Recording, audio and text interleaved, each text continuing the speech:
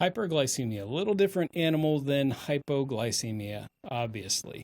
But one person who gets one may get the other, certainly. So reasonable to combine them together and sort of talk about them all at the same time.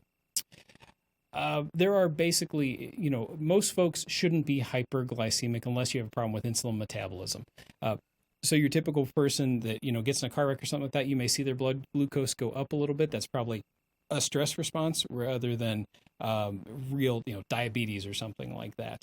And your blood sugar can be kind of variable, so that's why they talk about having, readings over a period of time. You have to do fasting samples, blah, blah, blah, blah, blah. But for the folks that are actually diabetic, that have known problems with insulin metabolism, with glucose metabolism, there are basically three situations in which people get hyperglycemic.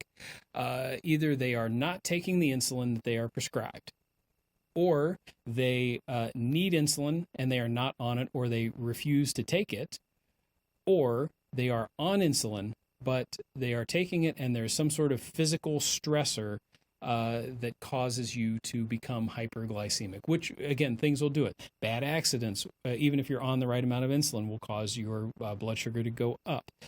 Infections, even small UTIs, relatively minor physical insults to most people can cause these folks to become quite hyperglycemic and potentially even precipitate things like DKA, diabetic ketoacidosis, as a result of it.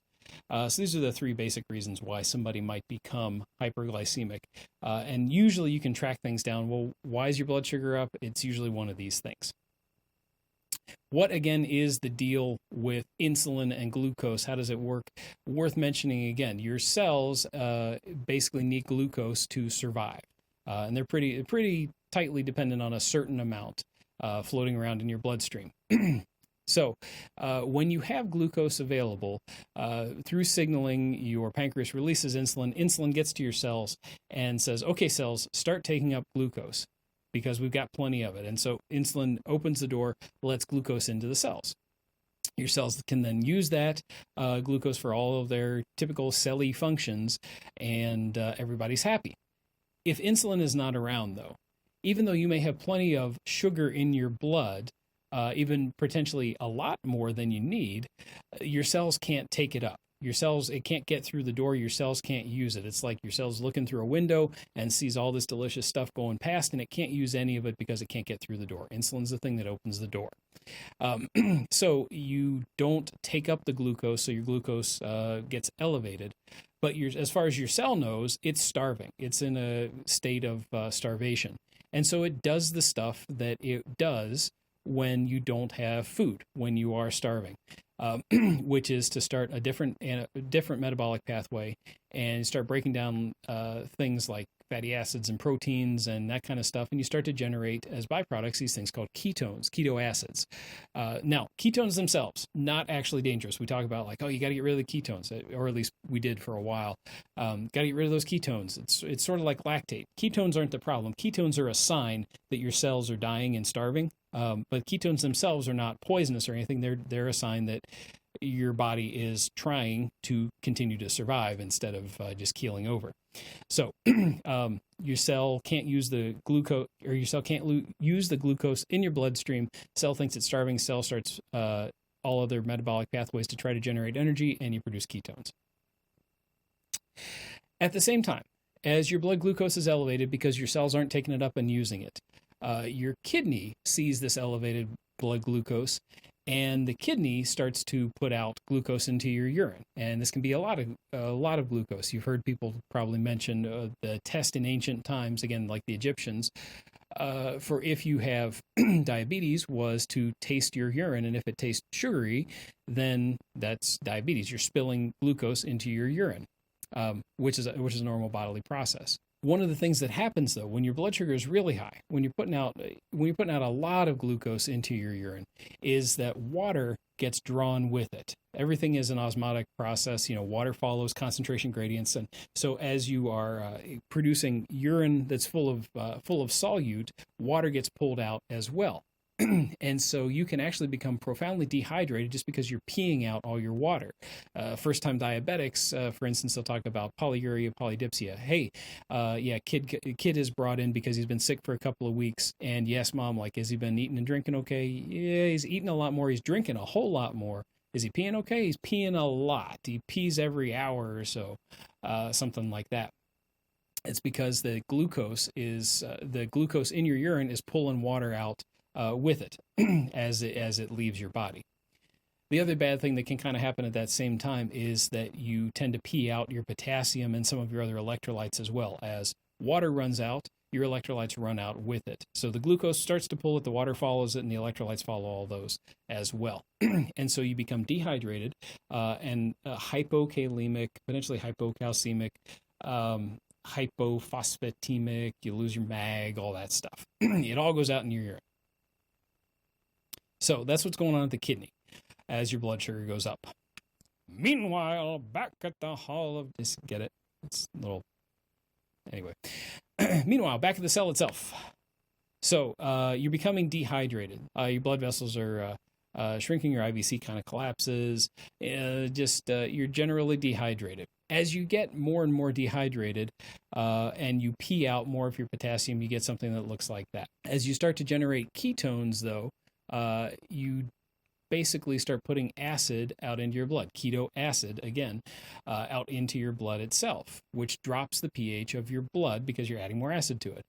When you drop the pH of your blood, the potassium that was sitting in your cell, most of your body's potassium is inside your cells. When you drop your pH in your blood, potassium gets drawn out of the cell. And so the potassium that is in your cells goes out into your bloodstream itself. Now, again, what happens to all the potassium that's in your blood, you end up peeing it out. So what happens is you start basically siphoning the potassium out of your cells. When it gets in your bloodstream, you continue to pee it out. So you may become really depleted of potassium on a whole body level. Even if the level of potassium in your blood is normal, the problem may be that you're just falsely seeing that there because all of the potassium that should be in the cells is now stuck out in your blood, because that's what happens when you get acidotic. So you'll see a change that looks something like this. You know, you have a low pH, 6.9 in these folks. Kids will tolerate pHs even lower, 6.8, and which is, you know, basically a dead adult, but seen kids tolerate that pretty well. So your pH goes down. Your potassium goes up to at least some extent.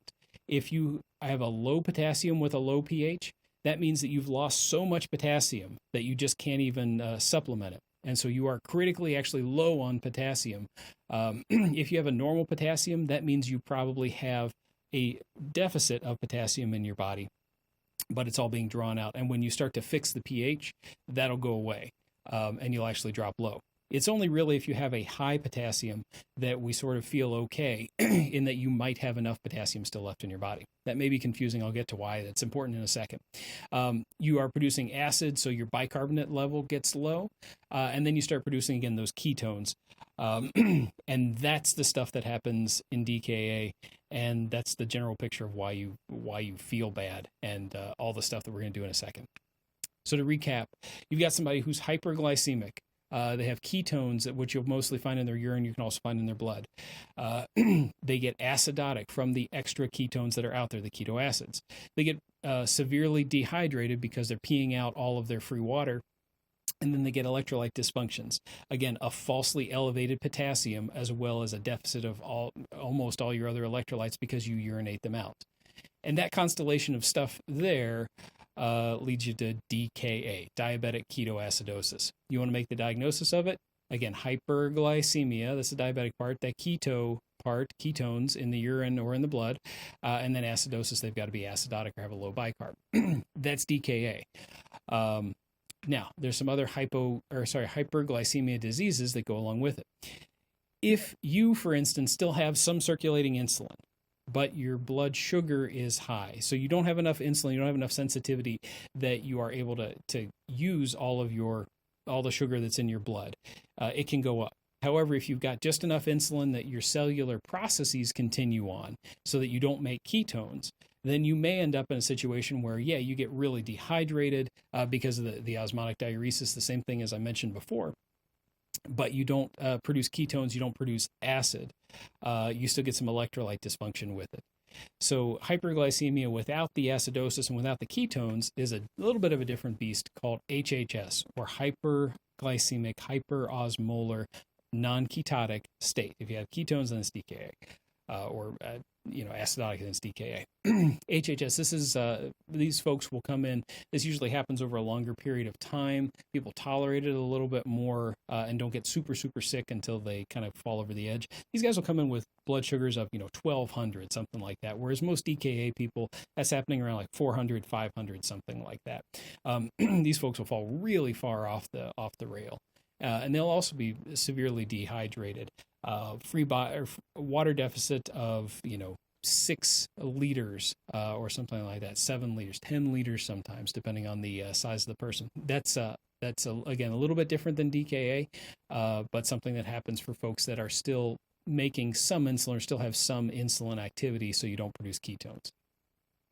Now, there's a third thing that has happened that really never happened before in human history, and now we're starting to see it. And here's kind of what it looks like. We mentioned hyperglycemia, ketones, acidosis, dehydration, electrolyte dysfunction. That's DKA. What happens if you pee out all of that excess glucose, basically, so that your blood glucose is okay? Just because you're peeing out your glucose doesn't mean that your cells can take it up. And so your cells, as far as they're concerned, they don't know that you had a blood sugar of 400. They don't know that you have a blood sugar of 50. All the cell knows is that it can't get glucose. And so it starts down its metabolic pathway and produces ketones and acids and that kind of stuff. These guys enter into a state of what's being termed euglycemic DKA. And this happens with the new medications, the SGLT2 inhibitor stuff that I kind of talked about, the Farxiga and the Invokana, the new weird, likely very expensive drugs that cause you to pee out your glucose. Because you're peeing out your glucose, so the elevated glucose isn't a problem, but your cells still can't use it. And so you still have all the problems with DKA, you just don't see the elevation in your blood sugar. And so this is kind of a new thing. We didn't really have it till we had something that just made you pee out that much sugar before. But now we're running into it more and more frequently, and it's folks that have all the DKA stuff, except they don't have an elevated blood sugar with it. Kind of interesting, huh? This is the actual a good teaching case about why it's really not the blood sugar that's the problem. We get wrapped up in the blood sugar and say, oh God, his blood sugar is 600. The sugar itself is not the problem. The sugar is just kind of floating around and may make you dehydrated. We can fix that. The real problem is that if you don't have insulin, your cells are dying, and they're trying their best not to, but they are basically starving. And that's the problem with diabetes and with DKA. It's the cells can't take up glucose, and this is a great example of why that is what it is. Let's look at the clinical presentation of it real quick. So if you'll notice this child at the top, if you see the way that he's breathing, if you saw him, you might think, oh my God, he must have terrible RSV, or he must have a bad pneumonia or bad asthma or something like that. You see his chest heaving and him breathing 35 times a minute, 40 times a minute, something like that. But if you were to put an oxygen probe on this child, his oxygenation is just fine, 100%. Why is he breathing so fast? He's breathing that fast because he's trying to ventilate himself, because this is his first presentation of diabetes. I don't know if this is or not. This was an internet picture. But his first presentation of diabetes, which is untreated up till now. So his cells are producing ketones, and his body's trying to buffer it down by blowing off his CO2. And he does that by doing big tidal volume breaths really frequently, trying to get rid of that excess acid and maintain his pH. And that works for a little while until it doesn't work anymore, and then you die. But that's one of the classic things. If you see a kid doing this and they are not hypoxic and not febrile, anything like that, then you got to assume, oh man, this kid looks like he's in DKA. And a lot of the time you'll be right if it's an otherwise healthy kid. Other stuff that diabetic ketoacidosis may present with. You won't see this quite as much in adults, but sometimes you will. The Kussmaul breathing, the breathing like this, I mean. A lot of times you'll find somebody that comes in with a flu-like illness. They may have nausea, vomiting. They may have a kind of nonspecific abdominal pain. headache or some altered mental status, depending on what their level of acidosis is. They can go into comas, and it could be a cause for out-of-hospital cardiac arrest as well. If somebody in DKA arrests outside a hospital, it is bad news. That person is almost certainly just going to die because there's so little that we can do about it. And they are so profoundly acidotic ahead of time that it is going to be tough to get that person back. It'd be about the only time when I'd say, well, maybe you could give this guy a bunch of bicarb. But that's neither here nor there. It's possible. And then the increased respirations I talked about with this child. Now, it is also important to maintain an index of suspicion, like what is the chicken and what is the egg? Say you diagnose a person with DKA, or you suspect the person may be in DKA. The thing is that any of those stressors that we sort of talked about, a urinary tract infection, pneumonia, sepsis, bad trauma, any of that can actually precipitate DKA. So when you see a sick person who seems to be acidotic and hyperglycemic and meet all the criteria for it, the question is, did they get sick first and then develop DKA as a result of the physical stress of that? Or did they develop DKA first and now they're sick because of the DKA? So for instance, cholecystitis is one that classically can present with manifestation of DKA. Pregnancy can tip somebody into DKA. Chicken and egg is really important, so you got to maintain a high index of suspicion for every other thing that could be going wrong with this person and do a good assessment. Don't just stop and say, his blood glucose is elevated, it must be that, because something else could be going on. What are you going to see these guys looking like in the field? I'm again kind of talking about other diagnostic type stuff, but this is all stuff you got to be aware of. What else is going on? What might you see in the field? Well, you're probably going to check a blood glucose on this person. It's probably going to read high. It may be 450, 500, something like that. You may be able to see it. It may just read high on the meter. What tips you over from saying, oh, this is a person with a high blood sugar, which lots of people have blood sugars and sugars that read high on the meter and are not in DKA. What might tip you into the DKA diagnosis or suspicion, maybe a little bit more so? You may see something like this on the monitor. So let's look closely at it. Again, these folks get dehydrated, so they may be tachycardic. They may be a little soft on their blood pressure. SAT stays the same in this case. The thing that is really helpful in these folks, at least from what we're looking at here, if you have a blood glucose meter reading high, you put an end-tidal CO2 monitor on the patient, and you find an end-tidal CO2 of 11 and a respiratory rate of 31. That pretty well cinches it. Now, it doesn't necessarily mean that he's DKA, although it's pretty darn close. All you need is ketones, and you'll complete that triad. This could be just somebody that's in really bad shock or something like that. But the elevated blood glucose plus the low end tidal with the compensatory hyperventilation, if the patient has home ketone test sticks, like that cinches the diagnosis. You know what's going on outside the hospital before you even get there. And again, this is stuff that I'm not trying to downplay anybody, the use of paramedics or anything, or critical care paramedics, but this is a diagnosis that an EMT can make in the field. You may not be able to do a whole lot about it, but if you know about it, you have the tools to be able to put that all together and make that into an actual diagnosis. Cool, huh? All right, the different manifestations of the hyperglycemic emergencies are listed in front of you there. They all luckily share a relatively common pathway towards treatment, in that we have some objectives.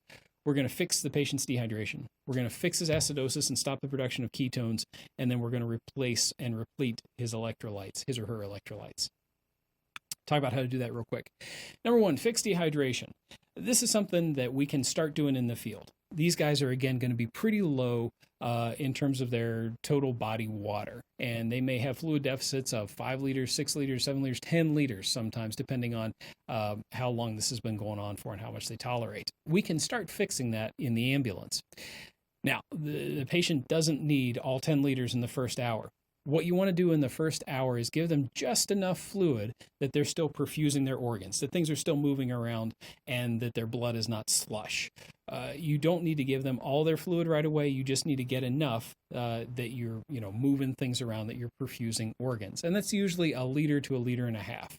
One of the concerns, if you give somebody a whole bunch of treatment and drop their blood sugar really fast and get lots of water in them really fast, one of the concerns, and you see this more in kids than in adults, is that your brain is sort of sitting in there used to at this point, kind of shriveled up, used to a concentration of glucose of 800 or whatever it is that you've got.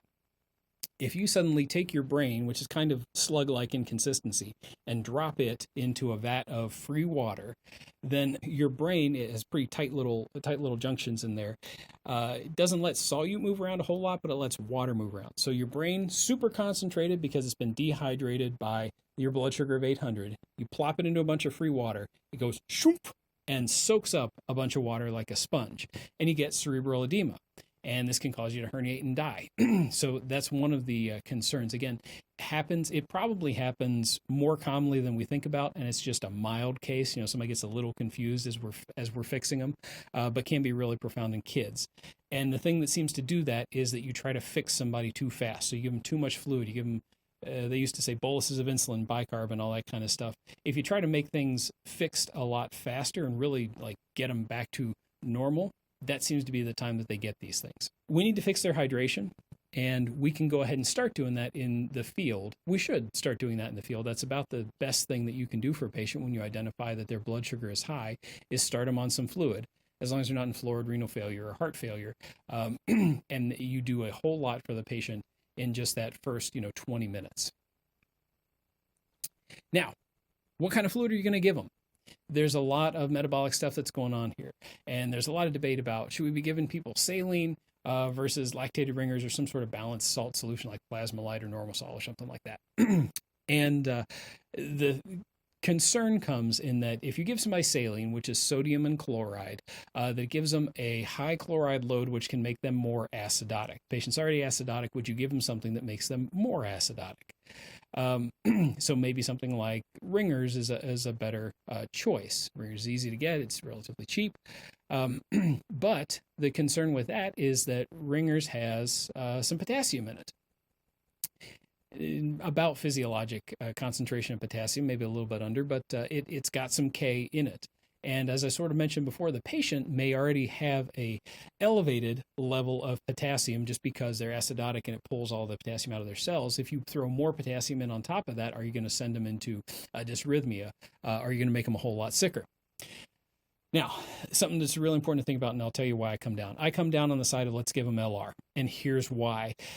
Even the amount of potassium that is in the lactated ringer solution is about physiologic. So if you are hyper, and it only makes a difference if you're hyper kalemic. So if your potassium is 6.9, something like that, and you give somebody a solution whose potassium is 4, the 6.9 still trends down toward that 4. It may not trend down quite as far as if it was 0, but it still moves down toward that. So if you were to replace the patient's entire blood volume with lactated ringers, your potassium would come down. It would be okay. It may just not go quite as fast. One of the things that's really important to think about too is that almost all these guys are going to get some potassium supplementation because they are, again, whole body down on potassium. So the little bit that's in LR is just fine, in my opinion, and I don't think you're going to make anybody worse, and you're going to see the potassium fall regardless. So I fall on the side of doing LR. Does it really matter? Probably not. It's probably okay. All the guidelines that are out there say saline right now, but that's not really based on anything specific other than that's been what people have been comfortable using. So long story short, if you have saline, give them saline. If you have LR, give them LR. Don't stress out about it too much. It's in this case, as long as you're just given a liter, it's not that big a deal. But if you had to pick one, I say go with the LR. Now, at that point, once you've started to fix their dehydration, you could probably stop being a 911 response agency if that's what it is that you're doing. However, there are some of us that are 911 response agencies that occasionally have to drive from Pikeville or near Pikeville to Lexington to move kids, move patients, etc., which is a 2.5-hour trip. If you're on a MICU or something like that, where you're regularly making sick patient trips for 2.5 hours, then this becomes more important. And you can't just say, all right, liter of fluid and done, I've done my part. Their treatment has to continue over that time period, or else the patient, even if they got a little better at another hospital, is going to get sick again while they're in your care, and we can't have that happen. So you got to know a little bit about the rest of the treatments that might go on. Not that you would necessarily initiate them, but you'll probably be part of them. So we fix his dehydration. Now we got to fix the acidosis and stop the ketone production. And the thing here, it is based on stop the inciting problem. What is the inciting problem? The inciting problem is that the guy's cells can't take up glucose. And so the cell thinks it's starving, and it makes ketones and makes acids and makes everything else worse. But the problem is not the blood sugar. The problem is not the ketones. The problem is that they can't take up sugar. And how do you fix that? Insulin. You give the patient insulin. Usually we'll do this as an insulin drip. The dosing isn't really important, but it's like 0.15 per kilo, something like that. We give them a relatively high dose of insulin through their IV, and yes, it starts to bring their blood sugar down, but more importantly, it allows your cells to start taking up glucose again, so that your cells stop doing the I'm dying dance and stop making ketones and acids. As you stop making ketones and acids, your anion gap, the difference in your say metabolic profile that accounts for all those extra ketones and acids gets smaller, which is how you know that you're getting better. That's the thing we can measure. We don't really measure ketones very well, but we can measure electrolytes in your anion gap. As your anion gap gets smaller and your bicarbonate gets better, you become less acidotic. Less acidotic. That's actually a good thing. Anyway, and your glucose level will fall. Your glucose level will go down at the same time. We get wrapped up, though, in a little bit of a misconception in EMS sometimes, and this is where a little bit, you hate to say a little bit of knowledge is dangerous, but you have to have the whole picture. So let's take the case of a patient. I've seen this patient, 20 times probably in my relatively short career as an emergency attending. So patient comes in with a blood glucose of 650. They arrive at the hospital. We'll say they are called or that EMS picks them up, gives them a normal saline bolus, and they arrive at the hospital with a blood sugar of around 500 or so. Cool. We do some lab work, some diagnostic stuff, and determine the patient is in DKA and start the patient on an insulin drip and give them some more IV fluid. And we arrange that we don't have any ICU beds here, so the patient needs to be transferred to another hospital. We call for our local EMS service who wants the transfer because it'll make some money, and they ship them out on an insulin drip with some fluid hanging. On the 2-hour transport as we go along, you check another blood sugar while they're on the insulin drip, every 30 minutes or so. Blood sugar comes down to 300. Okay, we're making progress. Continue the insulin drip. We get down to about 200 or so, and all of a sudden the guy on the ambulance says, whoa, really getting down there. I guess we fixed that DKA problem. Good on us. Pat. Let's turn that insulin off now. There's a problem with that, in that, again, the patient's body never really cared. I mean, it cared about the blood glucose level, but the cells, the thing that are making the acid, the thing that's really affected by this, those didn't really care about the blood glucose level per se. They just knew they couldn't get glucose in. So when you turn off the insulin, you haven't fixed that problem. You haven't gotten some way for this patient's cells to be able to take up insulin better. All you've done when you've gotten the blood sugar to 200 is you've gotten the blood sugar to 200. The number is better. What we really need to be thinking here is are his cells still creating ketones? Are they still starving? And if that's the case, then we don't need to be turning off the insulin. What we should be doing is keep the insulin going, because your cells still need the insulin to take up sugar and not die. But we can start giving sugar in order to allow us to continue giving the insulin. The goal is to allow ourselves to continue giving the insulin. So you'll see, and folks will think this is counterproductive, but we'll give them fluid, we'll give them insulin, and then when they get to 250 or so, we'll switch and start giving the patient more sugar. To which everybody says, well, why are you giving him more sugar? The problem is his sugar's high. The problem is not that his sugar's high. That's an incidental finding. The problem is that he is unable to take up sugar, and the insulin will let him keep taking up that sugar, and I'm going to give him more sugar so that he can keep taking up it, so that his cells stop making that acid. That's why you'll see people transported on D5 drip or with D5 hanging, even though they're getting insulin, and that's the actual thinking behind it.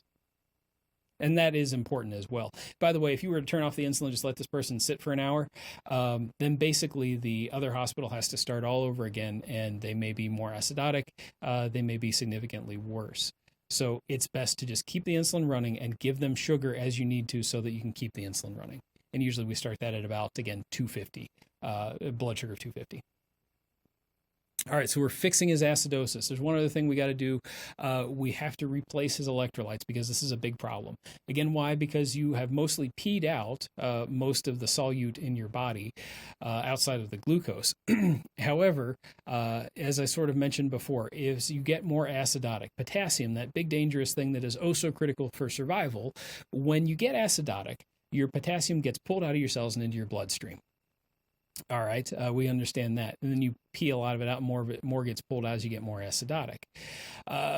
You get a constellation of lab findings that look something like this. Unfortunately, if your pH is 7, if your potassium is 7 and you're not used to it, you can precipitate cardiac events that look something like this. And you do need to be aware of that and be cognizant that hyperglycemia or hyperkalemia, even if it is inappropriate and will get fixed in a minute, is still hyperkalemia and still causes cardiac problems. we have to be wary of it.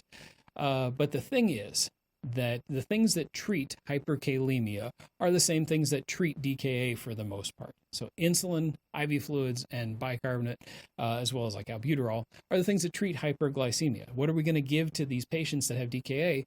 Some of them will get a little bit of bicarb, but most of them are going to get primarily IV fluids and insulin. Insulin actually will cause a really dramatic shift of your potassium ions back into your cell. Likewise, treating the acidosis will cause a dramatic shift of ions back into the cell. So suddenly, what you're going to do is you've got all your body potassium essentially floating out in your bloodstream. We treat the DKA, and it all shifts back into the cell itself, which is where it belongs. And that's good, but now you are low on your potassium because you've effectively treated everything and you have actually shown what is the actual state of the body. And then you get something like this, which again, low potassium causes cardiac dysarrhythmias as well. So folks that have gotten treated for their DKA, that they show up, somebody identifies their blood sugar of 600 and just immediately starts them on insulin without knowing that their potassium was either normal, which actually means low, or low, which actually means super low, because it's falsely elevated to start with. When you give them insulin and shift all that potassium out of their bloodstream, they die. And that's a problem for most people. A word on the treating of the potassium. If this is just, you don't necessarily have to know this, but just to give you some background. If the patient's potassium is high, we mostly leave it alone, continue to monitor it, and do all the stuff that we would to treat DKA otherwise, because the stuff that we're going to do to treat DKA is going to fix their potassium. We'll just kind of monitor things, and it's almost certainly going to normalize out. If we check the potassium, and the patient's in DKA, and the potassium reads as normal, between like 3.5 and 4.5 or 5.0, something like that. If it is normal, that probably means that it's actually falsely elevated a little bit and they're going to need some potassium. So while we'll start insulin, start all the other treatments, we'll go ahead and start supplementing them with some potassium as well so that we don't let it get low. If the patient's potassium is low, we will actually hold off on giving insulin until you get the potassium repleted to the point where it is safe to do so. Because again, if the potassium is reading low, it's only going to get lower when you give them insulin. So we'll hold off on giving insulin. We'll fluid resuscitate them. We'll give them potassium supplementation, but we'll hold off on giving insulin until the potassium comes into a range, until it is safe to give them insulin again. It's a little bit like the hyperglycemia stuff. The whole idea is to make the person able to get insulin safely. So if the potassium is low, we're going to fix the potassium into a normal range before we give them insulin so that we don't, kill them as we're giving them insulin. Again, a big spectrum of diseases. All these basically can be treated the same way. In HHS, we're primarily going to fix the dehydration part and focus a little less on like the ketones because they're not really making ketones. And so we'll primarily focus on like rehydration. We may still start them on insulin drip just to get their blood sugar down at that point. In euglycemic DKA, we may do things a little bit different again, because in this case, they don't have a high blood sugar to use, to sort of cushion the insulin, but they still need insulin because they still can't take up sugar. And so in that case, we may put them on a significant amount of glucose through their IV in order to, again, be able to give them insulin to allow their cells to start taking up that glucose.